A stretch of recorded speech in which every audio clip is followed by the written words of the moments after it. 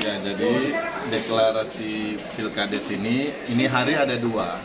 Tadi pagi kita melaksanakan apel kesiapsiagaan personil pengamanan untuk pelaksanaan Pilkades dan dilanjutkan dengan deklarasi damai pelaksanaan Pilkades ini.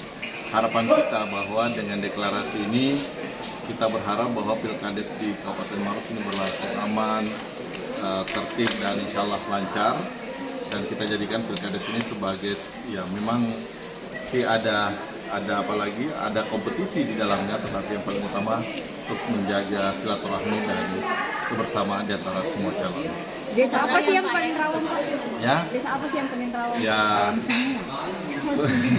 Ya, sebenarnya kalau di kami ya alhamdulillah semua laporan di semua Pilkades di semua desa ini semuanya berjalan dengan baik. Nah, ini harapan kita supaya Pilkades ini sampai hari H tetap bisa tetap aman lah. Pak, ada personil ya Pak yang dilibatkan? Personil ada kepolisian melibatkan 250 personil untuk TNI.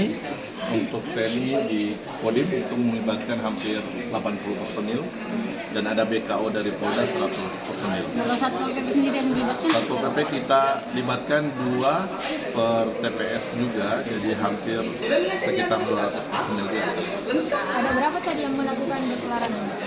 Ya semuanya hadir semuanya. Alhamdulillah semuanya hadir. Ini menunjukkan bahwa mereka semua ingin melaksanakan Pilkades ini secara damai. Siap menang tidak siap?